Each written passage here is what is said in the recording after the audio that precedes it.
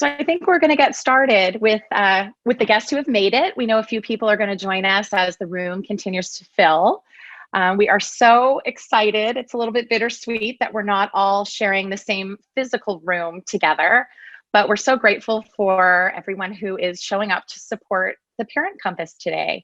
So I'm going to introduce myself, and then my fellow co-hosts are going to introduce themselves. So for those of you who I don't know or who do know me, I'm Cindy Muchnick. I'm one of the co-authors of the Parent Compass. I am so excited to be sharing this experience with all of you. My background began in college admissions, actually. Right out of college, I got to work for a few colleges on the other side of the table, evaluating students and applications. And then that turned into writing some books and working as an independent private college counselor, an educational consultant for about almost 20 years. And I'm also the mother of 4. I have a 22-year-old who's a new teacher out there in the world. I have a 20-year-old in college. I have a high school sophomore, and I have an 8th grader. So being a parent of 4 has given me some good perspective as well on working with students and with families. So I'm going to pass off to Jenn. My name is Jenn Curtis. I'm an educational consultant in Orange County, California, and I own FutureWise Consulting, where I work with high school students and their families on academic planning and the college admission process. Coming to this profession from the mental health field, where I worked in learning disabilities research for several years, followed by work in the severe and persistent mental illness population. I'm particularly passionate about empowering my students to really develop self-advocacy skills and to be intentional in their goals and choices. In my personal life, I live in San Clemente, California, with my husband and my 2 daughters, Zoe, who is 7, and Corinne, who is 4.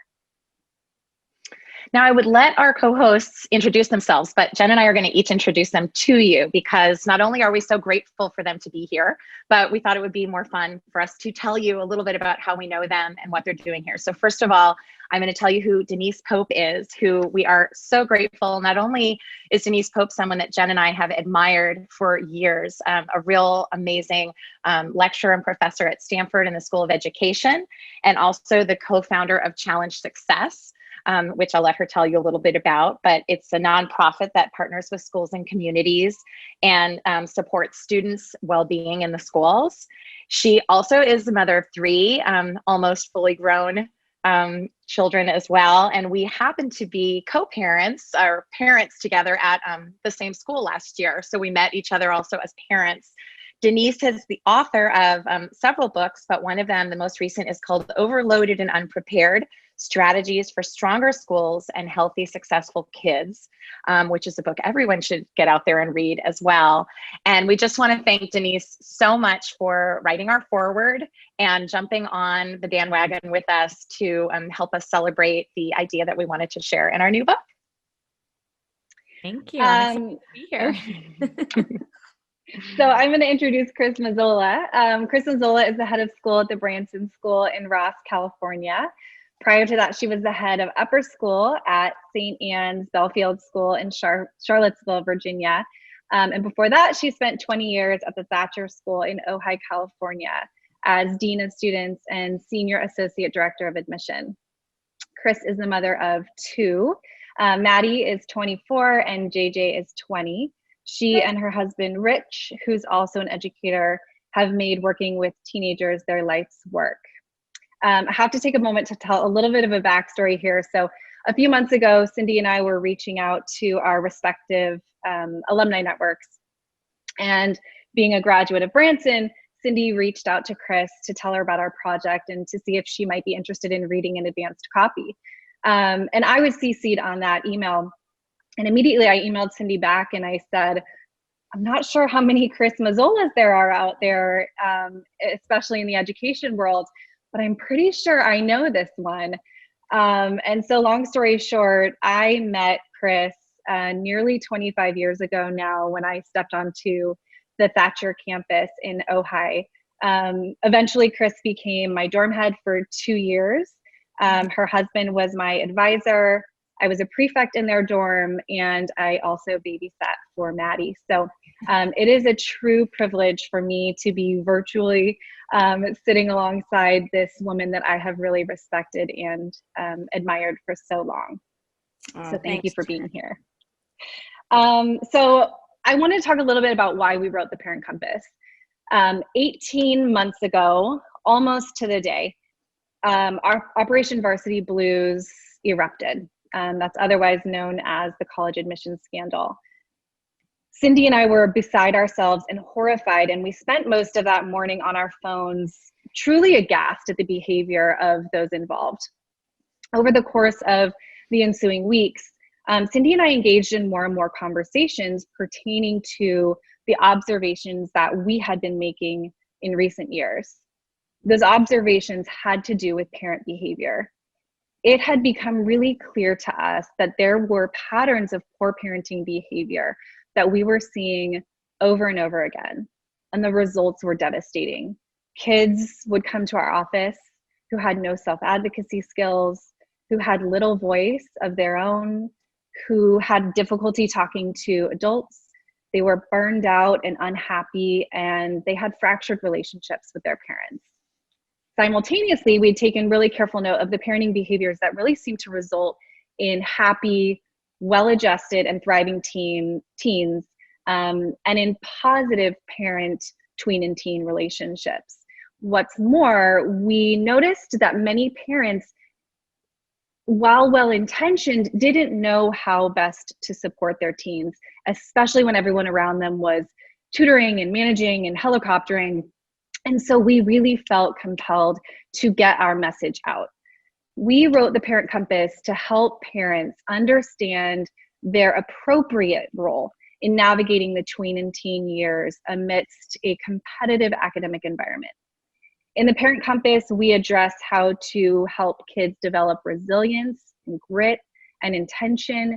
We talk about the value of failure.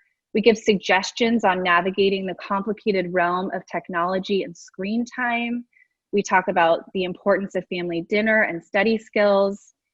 We talk about focusing on the journey as opposed to the destination and how that can contribute to grit and resilience. And we really challenge parents to take a good, hard look at themselves and what makes them parent with the biases and sometimes skewed priorities that they have. Our goal is to start a quintessentially important conversation and to help parents keep their relationship with their children intact during this delicate time. Thanks, Jen. I would, add to that what the Parent Compass is also doing is admitting that Jen and I are also human and are mothers and parents. And we too have made some of the mistakes that we have seen other parents make. And we fully admit that in our book. We are not 100% experts ourselves in following our Parent Compass. And so we turned to experts, thought leaders, psychologists, heads of school, counselors, teachers, and collected lots of research from them, challenge success as well, so that we could kind of bring together information that supported what we like to call the Parent Compass movement. Fast forward about 6 months into our process, or maybe a year into our process, and COVID-19 hit. While the book was not written to address our pandemic, what we have found, surprisingly, or unsurprisingly, is that many of the techniques and suggestions and strategies we talk about in the book are even more relevant right now, while we are all feeling a lot more anxiety as well as our teens and tweens. And so the Parent Compass will hopefully help parents remedy that and preserve those important relationships with our kids before they leave the nest. So I'm going to kind of turn it over right now to Denise, so she can tell us a little bit about challenge success and also maybe how the Parent Compass supports some similar ideas or some overlaps.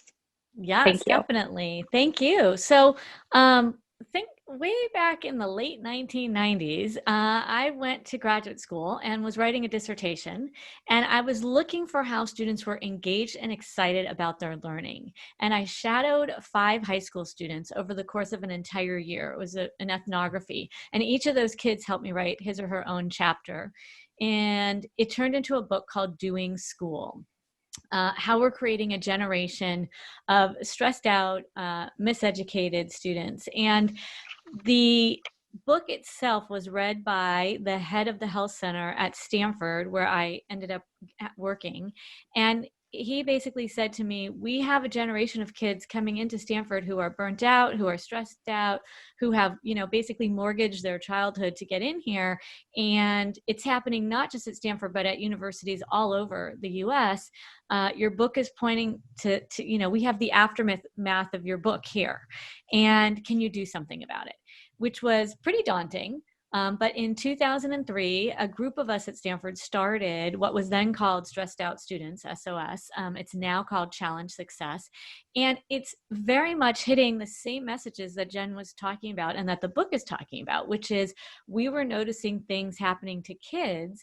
And if you sort of peel back the onion, there are things that the schools are doing that are making this happen unintentionally. And we help schools make changes to really get kids healthier and lower the stress and get kids engaged in learning. But a big part of what we do is work with families, because we know that schools and families have to partner on this, and that a lot of the behavior we were seeing at kids started much earlier than at high school and college, and was very much due to the parenting behavior that we were seeing as well. So at Challenge Success, we have a mission to work with families and schools to help improve student engagement with learning and also really improve health and well-being. And when Cindy came to me to talk about the book, and Cindy, I know, has been, a great supporter of Challenge Success. And we've sort of talked about this and talked about parenting styles. I said, yes, I'm honored to write the foreword, because the book is absolutely saying things that we've been saying for years at Challenge Success, but in a different way. It's going to really be helping parents specifically, very concretely. But, we definitely share a mission, and I'm very happy to be supporting the book. Thank you. So let's actually hear from Chris, who, is the head of school at Branson, but has a wonderful history in education, as we know. And could you share with us, Chris, a little bit how the book resonated with you and how it might impact or resonate with your parent body and your community at Branson? Absolutely. I was so tickled when you reached out to me and then, made the connection with Jenn. It's amazing to see her grown up into this, successful woman, has a family, has a business, has written a book. Really, really proud of her. But, for me, I think what I've seen, and over the last, I've been in education now 30 years, and the anxiety level of both parents and students has grown steadily, and continues to grow. And I haven't ever really been able to pinpoint what that anxiety is about for parents. I think at some level, it's about our desire for our kids to be successful in the world, and what does that mean, and how can we make it happen? But what I found in the book is that the practicality of the advice that you give is really what parents need. Is in this moment, what do I do? And you do that really well throughout the book. You share a lot of vignettes, which I think are really helpful as well. So, I do think, we all need help. And you both said, you're not perfect parents. I use myself and all the things I do wrong or have done wrong in my parenting all of the time with our parents, because it's hard. Raising kids is hard, and it's gotten harder because I think the world has gotten more difficult and more complicated. So, everything in the book is just, it really speaks to, and as parents, the anxieties we do feel, and the walls we come up against as we struggle to raise our children. So I was really taken with the book, because I think it can be useful to all parents. Thank you. So before we go on to sort of a Q&A and take a few questions from our audience or from our guests, I wanted to just kind of introduce you to a small section of tonight's presentation, which we call our advice section. So each of us as co-panelists or co-hosts has come up with our one piece of what we think is good quintessential parenting advice that maybe you can have 4 separate takeaways tonight of a new practice you might use at home. And if you're following this advice already, then bravo to you. You've got a good compass or a not broken compass, at home as well. But it was very difficult when Jen and I kind of had to wrap our brain around how could we pick just one thing to talk about. And so we'll do our best, but there were many. And so I guess my sort of advice is, and we're going to relate this a little bit more to COVID and kind of the time frame that we're in, which is just unusual, which is basically on March 9th, my son came home for spring break from Philadelphia. My other son, who was in college locally, called and said, my dorms just, or my school just canceled classes for the last 2 weeks. We're moving online. It's kind of weird. There's some weird thing going on. Should I come home? And I said, well, why not? Your older brother came home. And suddenly we had 4 kids from the age of 20 down to the age of 13, all under our roof again for close to 6 months.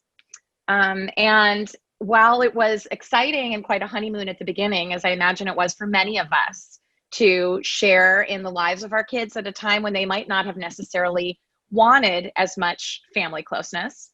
My son in Philadelphia, he only accessed his items last week that were in his dorm room that had been shut down for 6 months. My other son had all sorts of plans for his spring quarter. Those went out the window. None of us are doing our first choice, as what we're all understanding. But I guess my biggest learning component, I think, in this time frame and in this time period, and what I want parents to kind of take away, is that good parenting behavior comes first from self-examination, which is really hard to do. Jen and I spend about first two chapters of the book, really forcing parents to take a hard look at who we are as individuals and what we bring to the table, so that we can have a good sense of who we are before we parent and see how our behavior impacts the way we parent. And so what I tried to learn the most in this 6 months, which, as you can see, I like to talk a lot. So communication is something I think I'm pretty good at, but I'm not as good at listening. And listening, not just hearing the words, but really listening, is something we hear from lots of experts around the world.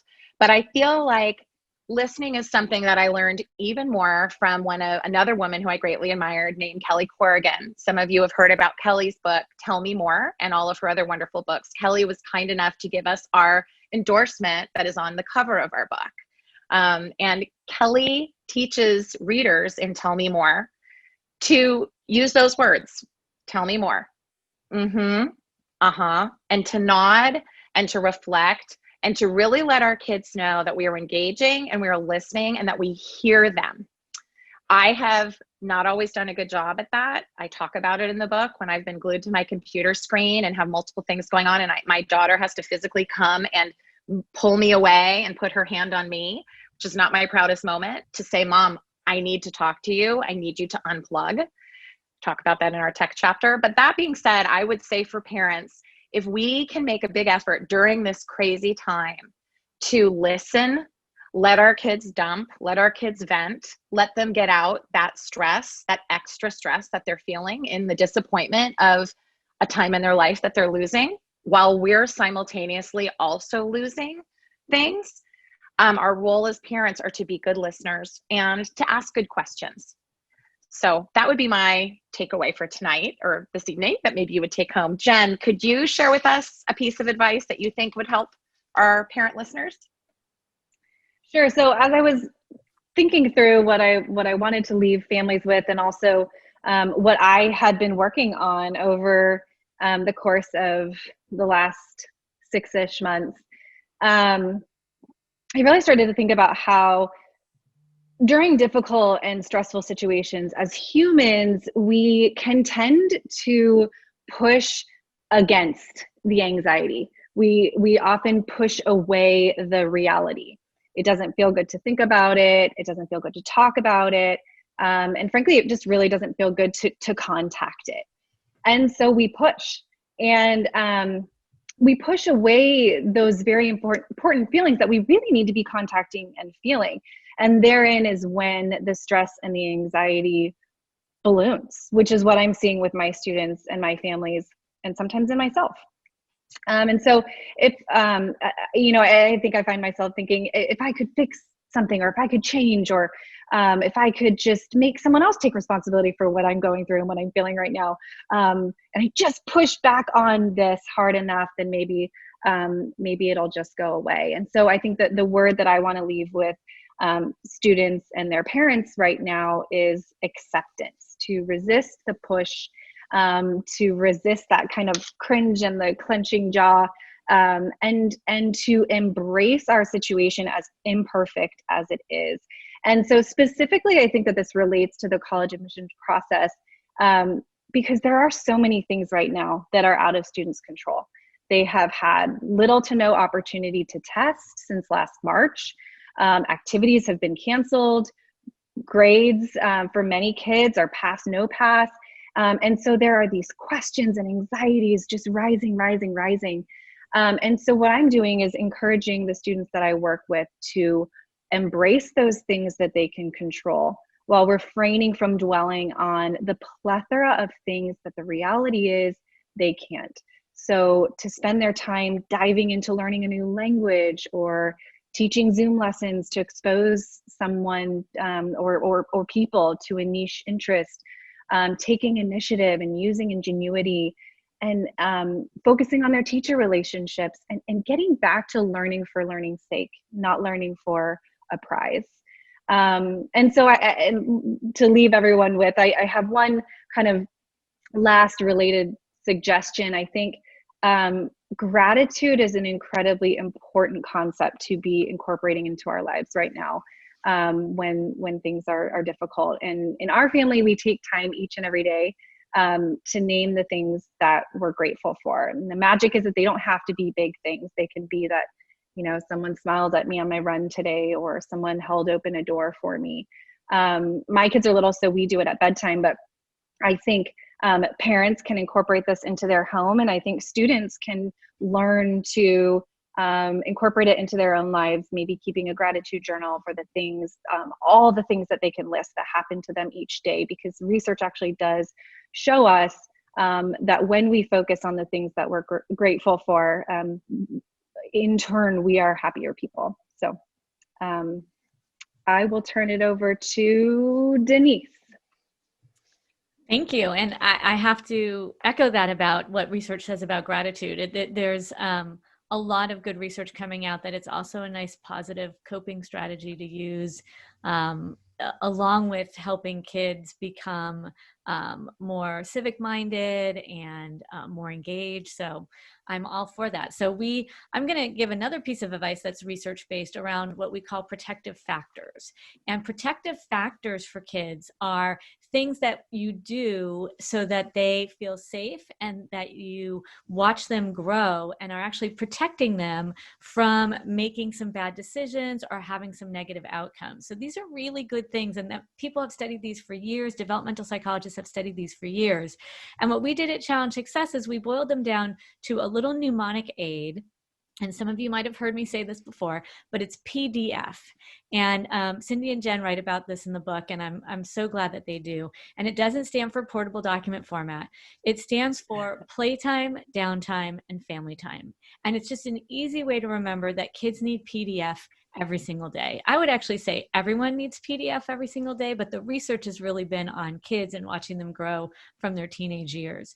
So the P is for play, and playtime for young kids is kind of obvious. They need time to play. They need time to run around outside. They need time to build forts and do, engineering and tell stories and learn how to take turns. And there's a lot of education that goes on through play. For older kids, play is very social. So right now during COVID, they don't have a lot of time to really spend one-on-one with their buddies. I don't know, lots of different families have different rules, safety, etc. So we want you to encourage them to play socially with others whether that's through a screen, whether that's while they're playing video games and talking on their headsets, whether that is one-on-one in the backyard with masks on, socially distanced. But older kids need to play, and they need free, unstructured playtime. Extracurriculars are great. We know a lot of extracurriculars have been canceled during this time, but a lot of times that's adult-led. So we're looking for kid-led playtime. That's really what the research is talking about, and that's the P. The D is downtime, and downtime means getting the sleep you need. And I can tell you right now that your kids are not probably getting enough sleep. Although one of the little tiny, I don't like the phrase silver linings, but kind of good things to happen is without a commute, and some schools are starting later, kids are getting a little bit more sleep. Mm-hmm. Adolescents need between 9 and 11 hours of sleep. If you're under 13, you need even a little bit more than that. 8 to 10 is usually the guideline for older adolescents, and we need them to get that sleep. But the downtime also means finding ways to take breaks. And during these Zoom classes, when you have a break, you actually need to convince your teen to take that break. A lot of them go right on their phones and start scrolling through social media and TikTok, and they're not getting up and moving their blood flow and getting a snack and doing the things we need them to do. So the downtime is really, really important. Also, right before bedtime, you don't want to be on screens and revving yourself up or playing violent video games. And so really think about how you build in that downtime and how people are going to use some positive coping strategies, some going for a run, taking a bath, meditating, yoga, to help get into that mode. And then the F is family time. And you're probably thinking, we are together 24/7 and we don't want any more family time. But we're talking about intentional family time where and I love the chapters in the book that talk about what the research says around family meals and turning off the devices and sitting and listening and playing family games or going for family walks. Really intentional family time. And I will make a plug for volunteerism and service, which we know is tied to the research on feeling good and feeling like you have some control in a world where there's not really control. There are a lot of things that your teens can do and that you can do as a family, from simple just checking on an elderly neighbor across the street to helping to organize food banks. We have a lot of people who are working on Get Out the Vote campaigns, a lot of teens working on that, Zoom tutoring, etc. So I will put in a plug for PDF every day and for part of that F to be service oriented.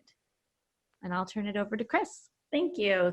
That's wonderful. I have read that before, and it's so great to hear it again as I'm trying to figure out how to deal with my 20-year-old who sleeps not 9 or 11 hours a day, but 18 hours a day. Yeah. So I have some advice that I'd like to share, and it's not research based. It's really just experience based. And one of the things I've really noticed over the years that I've been working in schools is our focus has shifted from a view of the long game to really short-term outcomes. And who is my child at 19? And what college did they get into? And what are they majoring in? And where are they going to go to med school? And planning out all of those things that we do. And there's nothing wrong with that. But my advice, like what schools like Branson and what Challenge Success is trying to do, we want to know who the kids are at 35.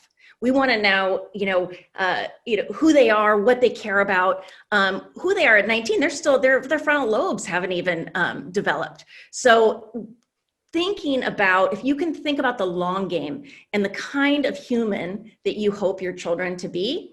One of the things I say often at Branson is, our sort of, it's not a motto, but it's one of the things that I say is like, what we're trying to do here is grow good humans. We're not trying to turn out rocket scientists. That's great if that happens. But really trying to develop their hearts and their souls and their sense of right and wrong. All of those things matter so much more down the road than, the name of the college on your car. And so I'm not immune from getting caught up in that at all. We had very high expectations for our children, but I think they had high expectations for themselves. And so I don't think that we needed to be so intensely focused on how many times they had to take the SAT and, spending thousands of dollars on tutoring to make sure that, the scores were good enough or the grades were good enough. I look back now and we all want, I think we all want the best for our children. Of course, we want them to grow up to be happy, well-adjusted people in the world. And I think one of the great dichotomies of parenting is that we spend all of this time and all of this energy nurturing them to leave our nests. And then when they leave our nest, it's really hard and it's really sad, but we're doing that so that they can go on and create the lives of their choosing, and not be hung up on the anxieties of, are they good enough? Will they ever be good enough? And repeat the same mistakes that we've made. So I would say my advice to you would be just try to keep the long game in mind, and really what you hope for your children, not when they're 19 or 20, but when they're grown-ups. Well, that's really well put. And as your kids start to become your height and you look at them eye to eye, or you look up at them physically, as young adults, you feel a sense of sort of self-consciousness, because they begin to look at you, not as the boss or the manipulator or any of those things that you don't want to have been looked at, or a fixer, whatever it might be. But Jenn and I also, quote a colleague, Mike Riera, in the book, who talks about being a consultant, which we've all heard this term, be a consultant instead of a manager. And, that tends to be just a better role to play so that we can, have our kids be humans doing the things that they want to be doing, and not things that we're projecting onto them that we want them to be or become. So let's, everyone, thank you all for your advice. I learned things too from you as colleagues and as fellow parents. Jenn and I think, want to maybe turn over to some of our questions that we have. We have some that have come from our guests. We have some that were sent in to us a little bit earlier, through our social media. So, Jenn, do you want to, select a couple and read them out? One here asking what are, and first, before I launch into the questions, we do invite anybody to either type in the Q&A section, or you can just do it in the chat as well, which I'm seeing some people are doing. So please just feel free to ask us any questions that you would like answered. So first question is, what are some practical things parents can do to help support each other during the tween and teen child rearing process? Parents helping parents. Yes. Anyone want to take that one? I'll try a little bit of that, but then I'd love to hear if Denise or Chris have things to add. We had grown up, or maybe a generation ago had grown up with the park bench at the playground being the place where parents shared information with their babies. When the babies played, the moms or dads would sit on, well, probably more moms back then, but the parents would sit on the park bench and share information and support each other. And Jenn and I in the book talk a lot about, we really, without being a spoiler, but we really want the book to culminate in the concept of, creating a village, and a village of parents around you that don't subscribe to the hyper competitive environment, but that kind of support and take an interest and share information and share some of the stress and the worry, but in a way that can be a positive contributing force to one another instead of a negative stress adder. So I would say, if we can go back to the idea of finding the park bench, or finding a few trusted people in your community that are like-minded parents and support kind of their teens' mental health, and celebrating the journey more than just the destination, and celebrating your teen wherever they may fall in the spectrum of being a student, from the most the student who's trying to go to just community college and then maybe onto another college, or the student who may not even be going to college at all and looking for an alternative route. But finding parents that can kind of support one another. And they're hard to find. You sometimes really have to turn over a lot of rocks, and you have to do what I always call is the nod and smile, and then move on. Because you want to support or surround yourself with the positivity too, so that kind of permeates your parenting to your teens. Anyone else with thoughts on that? I'd love to jump in on that one, because I think one of the things I see is, and I call it competitive parenting, where somehow the achievements of your child reflect on you, reflect back to you that you've somehow parented better because they've gotten into a better name college or are recruited to play soccer or whatever it is. And I think it's toxic. Like I think it's very toxic for not just the children, but the parents, because, it's not our lives. And, our children they're going to be the human beings that they are by virtue of the way we raise them. And so I think the comparison and thinking that somehow if your child decides to go to community college first, that's you've failed somehow. And I think in the communities that we are in, we're very high achieving, high expectations that parents have for their children, I think it's easy to kind of fall into that trap and say, that somehow I've done a better job because my child has achieved at this level. And just to remind ourselves that it really, the village aspect of helping each other and helping each other's children, and not sort of like shoving the other children out of the way so yours can get to the front of the line.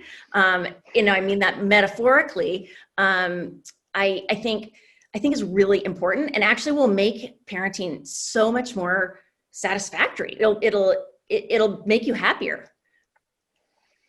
Yeah, I want to join in, and I think I'm going to collapse this with another question that I just saw fly through the chat, which is how has my, parenting older kids, how is it different now than it was in the past? So the two answers I think are going to jive here, which is around the use of technology and social media. Mm-hmm. So I think it's just like we try to explain to our children that social media is a very curated place, and it's all happy, like, and not a lot of people are being honest and sharing the negatives. I'm thinking about when people post their kids, they film them opening that college application, and then all of a sudden that's on, Facebook and social media. And you don't see a lot of the times when the kid doesn't get in, right? They're only posting the yays and the hoorays. And I think as parents, you have to listen to that same advice that you say to your kids, which is don't get sucked into the social media competitiveness, sort of what Chris was saying. But I think it really plays out differently now than when I had kids and they didn't have cell phones and they weren't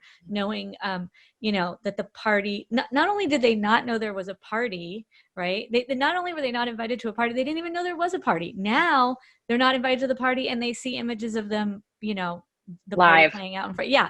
So I think as a parent, you have to really try to, especially now during the pandemic, right? You don't have to bake the 4-layer cake. You don't have to have the perfectly clean house. You can have Eggos for dinner. You are still a great parent, even though you're not matching what you see on that social media, and sort of listen to the kids. So I think one of the biggest things that has changed from my parenting is this notion of cell phones and devices and having to be a police officer, monitor, worry about cyberbullying and all that.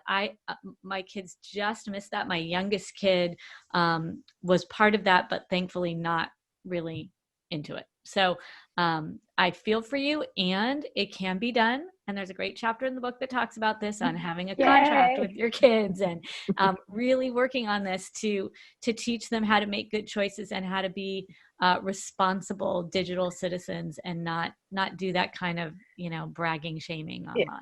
I think that Jen and I will agree, and I hate to just add to this, and Jen, I'll let you add on in a minute, but the hardest chapter by far for us to write in this book was the technology chapter. In fact, I see Tiffany Schlain, author of 24/7, who has a phenomenal book out that you should look at about taking tech breaks.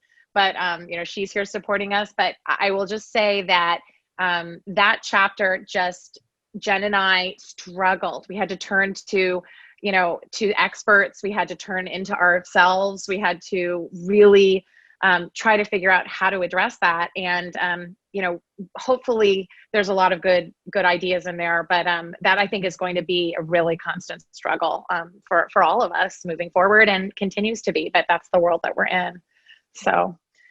All right. So we have lots more questions coming in. Let me see. This might be a good one for Chris. As a parent who subscribes to raising a child to their potential, how do you get the schools to subscribe to that as well, instead of putting kids into the proverbial pressure cooker?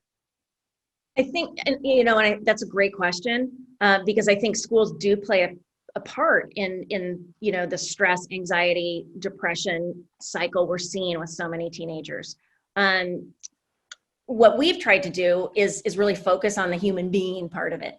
And I think if schools can again set aside the short-term outcome as the most important thing, as the goal of the education, and think about the long game, and think about, how is my child involved in service? How do they show gratitude? All of those things that Jen and Cynthia and Denise have been talking about.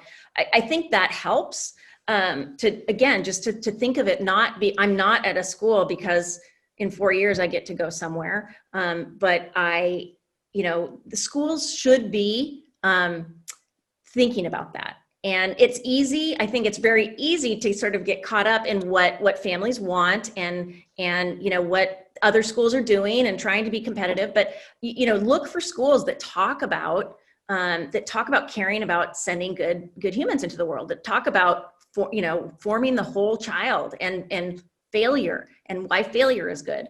I think it's a tough one, and I think, but you have to choose your schools carefully, because I think they're not always focused. They're not always focused on what's best for the child, but we get wrapped up in enrollment and the college list and all of those things. And Branson's not immune to that, but we keep trying to remind ourselves of why we're doing this, what we're in this business for. Can I just add one quick thing, which is this is exactly what Challenge Success helps schools do. Yes, exactly what Challenge Success does. Yeah. Right? Like, we help schools reflect on, are you only honoring the 4.0 kids? And why are the pictures of the 4.0 kids around the school and not the kids who are doing all other fantastic things? And parents, don't freak out if they eliminate the valedictorian speech from graduation, or if they decide to get rid of honor roll, or if they change their grading system or eliminate advanced placement courses, right? So we need parents on our side. If you really want to raise kids with the right values and not to be these grade grubbing, stressed out kids, you're going to have to allow the changes at your school that we're really helping them to work on. So, and support your school in making these changes, and recommend your school to make these changes if they're not. Well, and I would add, go ahead. Go ahead, Jen. I was just going to quickly say, we loved an example that we used in the book where, for a lot of high schools, on a certain day, kids show up with their, university name t-shirt or sweatshirt or whatever it is. And there was a school that did a kind of homemade t-shirt type of day. And the shirt said, "Not defined by my school." And that was it. And we wholeheartedly support that because we think it takes away from the over obsession with those name brand schools. And in our rankings chapter, we dive into that obsession as well. And we really urge parents to watch their messaging, watch what they're saying when their kids are listening, but they don't think they're listening. Oh, so-and-so is going to blah, blah school. And then, oh, honey, it's this double messaging that the kids, they hear everything you say and all of your insinuations. So we want parents to really pay attention to that. Yeah, I used to have a t-shirt from Old Navy that said college. Mm-hmm. I think they had that in Animal House, the movie too. It just says college. And that's what we give our students. That's what we do. Oh, yay. Go Branson. That's great. Well, the other thing I would add, maybe from when I put on my very old and dusty college admissions hat, is as high schools start to make these changes, the colleges will recognize those changes, and they understand that students are evaluated from the school that they're in the context of the school that they're in. So if the school has eliminated some of these higher pressure cooker courses, or they've created more school service built into their curriculum, or whatever these changes are, the colleges are aware of that. And the student is just looked at in the context of that, not that they didn't have 1 million APs or 1 million honors or whatever is the tippy top. So hopefully, as Denise does her work well getting into the trenches, and our book gets out there into the right hands. And we have more leaders like, Chris, that are sending the right messages. Hopefully these colleges and this system that appears to be sort of broken, pretty broken and very rankings based, just somehow changes. And that's where I guess it brings us back to the beginning of our conversation about varsity blues. I mean, there's something very, very broken going on when parents are breaking the law and kids are being, in essence, told by their parents, you're not good enough. I don't have faith in you. You can't do it to the way that we would want you to, all because we love you so much. It's a hard one to weigh.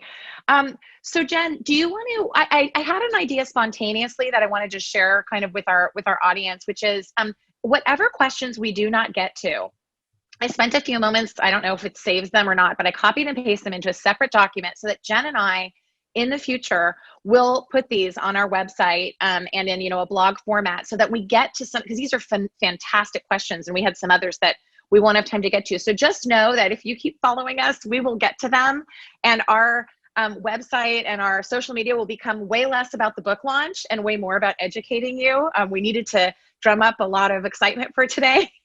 So anyway, Jenn, do you want to maybe just throw one more question out there, and then we'll kind of wrap it up with sort of our concluding thoughts? Sure. Let me see. What about kind of got to that. Sorry, up here. Okay. The teens I mentor seem to be a little checked out and disengaged with school due to going only 2 days a week. Any advice to tell them on ways to keep the engagement with school and care about school during the COVID times?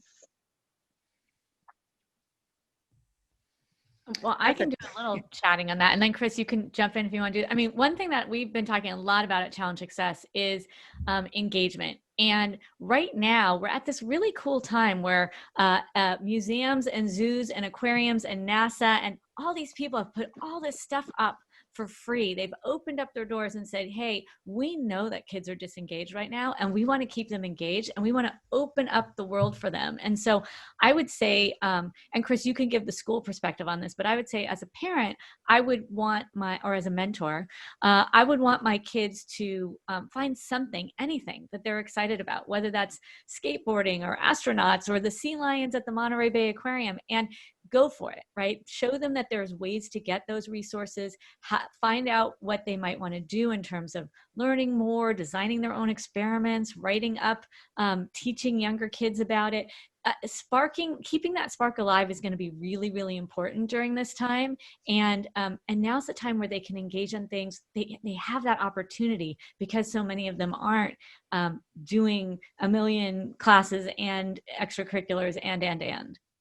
Right. Chris, do you want to add to that? Yeah, I mean, I just think it's so hard. I think it's so hard for them to stay focused and engaged on Zoom all day. And, and maybe it's not the most scintillating material that's being taught. It's right? And so what we tried to do a little bit this past spring was put a little more control in the students' hands in terms of what assignments might look like. And teachers got really creative about, having them go outside and do something and film themselves doing it and then come back. And, I think it's as much as things can be student driven or, driven by your child's interests. My son, who's 20, he did his college classes, online in the spring, and he has some attention issues, and he hated it. Like he wasn't engaged in the classes. He was like half asleep all the time. And he just one day decided that he wanted to build something instead. So he went to Home Depot and he spent 2 weeks building this humongous table that we'll never use, but he missed some classes, but it actually kept him engaged and doing something that meant something to him. And so, I think it's okay every now and then to say, we're going to take a little break and do something that brings you pleasure or makes you feel like you're doing something important. I think one of the silver linings in this whole thing has been, at least what I've seen with my students, is that everything seems to be done to put on a college resume. And kids are scared because they don't want to do something that they find interesting because will it look good? I don't know. Is the college going to like this or this better?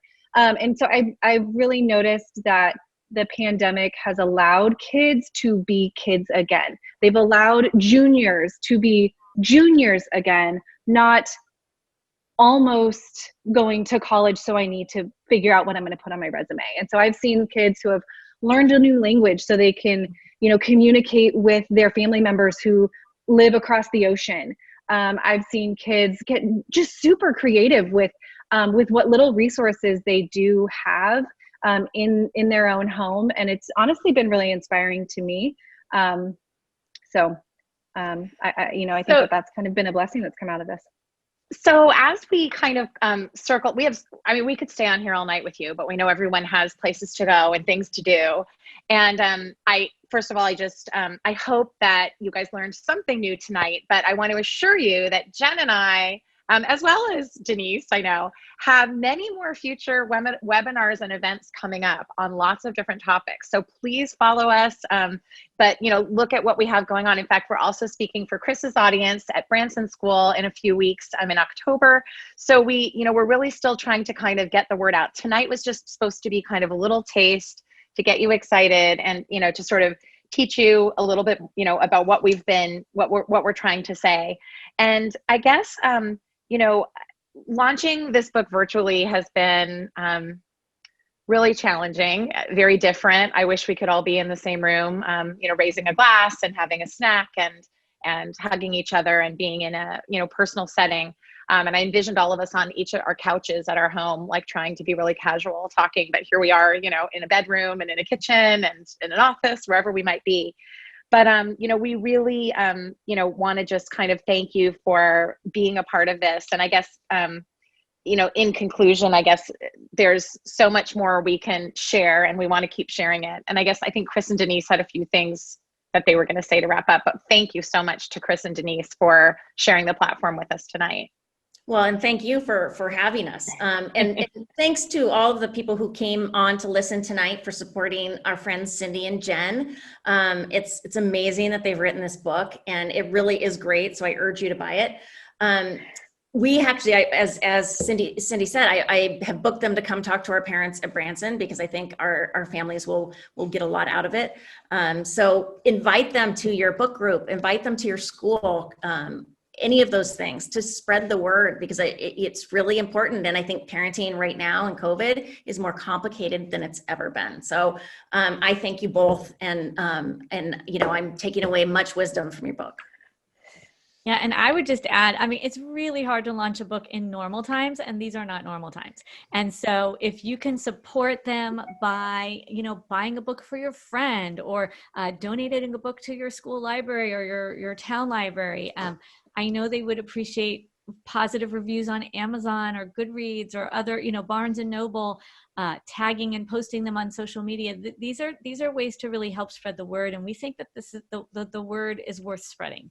A lot of you in the chat have been commenting and saying, thank you so much for the advice. And there's more of this advice in the book. And we're just excited to help promote it and partner with them at Challenge Success. So social media handles, you want me to read these off, Cindy? Sure, okay. Yeah.